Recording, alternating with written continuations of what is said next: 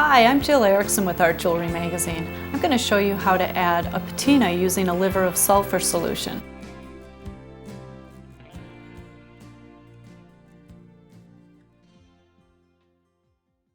I'm going to show you how to prepare and use a liver of sulfur solution to create a patina on a piece of metal.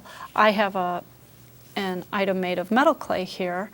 You could use this same patination solution to get a color patina on other metals like copper or sterling. So what I have here are very small pieces of a dried chunk of liver of sulfur, and it lives up to its name, sulfur, as in it's going to smell like rotten eggs a bit. So you want to do this in a well-ventilated area, and you want to wear gloves. And here we have a block. This is a huge block of liver of sulfur here, the dried chunks, keeping that in a tightly lidded jar. And you only need a small amount. We're talking a pea-sized amount of that liver of sulfur. Now, to make the solution, I'm going to add those pea-sized chunks to a glass container of quite warm water. The strength of the solution, or the rate at which you'll create a patina, will be affected by how warm the solution is, how long you dip an item into it,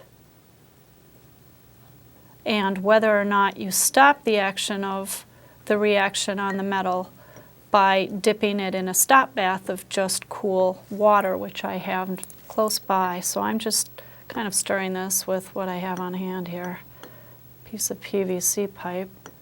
I'm just dissolving that pea-sized chunk of liver of sulfur,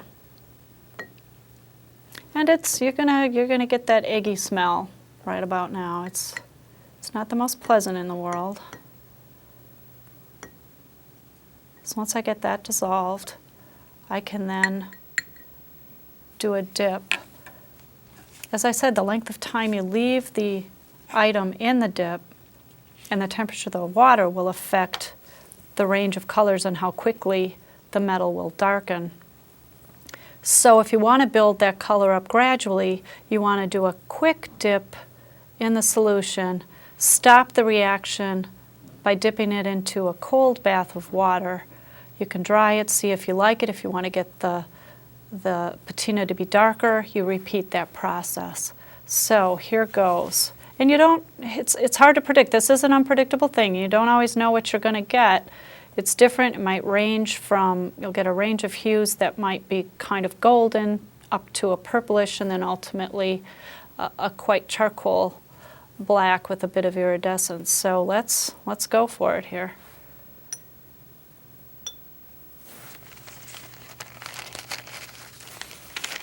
Now let's see if we can see that first dip has turned it a bit of a yellow or golden tint. And I'm going to give it a second dip. Stop the action. Try again. See how I feel about that coloration.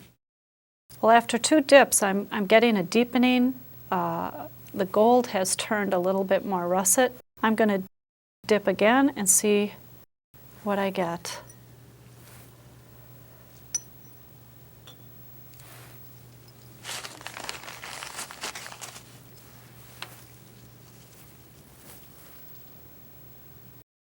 After the third dip, I've got an almost bronze-like coloration on the piece. I'm going to dip another time, let it sit in there a little longer so that it will get fairly dark.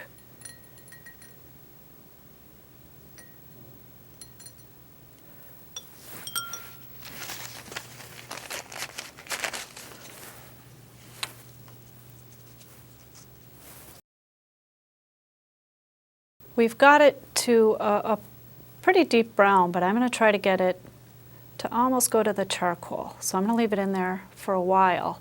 And then I'll show you later if it does become darker than you like. You can bring back some of the lighter tones with a little bit of brass brushing, but let's see if we can get this a little darker.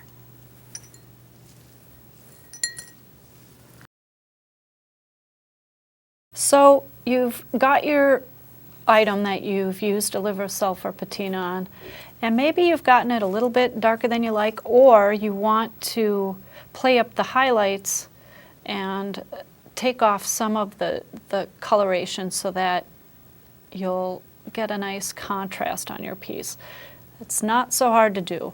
I'm using a finishing paper here, and I'm just going to lightly work the surface a little bit. It's going to leave the patina in the recesses, and I'm going to be able to give the areas that protrude a little bit a little brighter finish.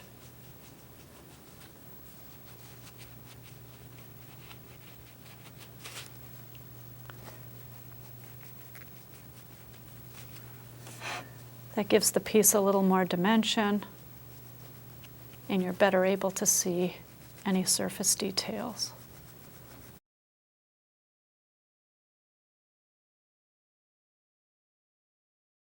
Another method of bringing up the shine on a piece that has been patinated with liver of sulfur is to use a brass brush, a little soapy water. You can hit those highlights.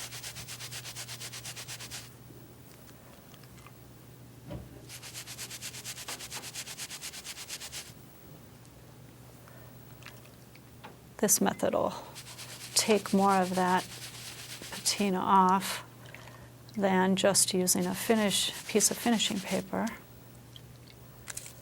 But as you can see, you're still left with a bit of coloration from the patina.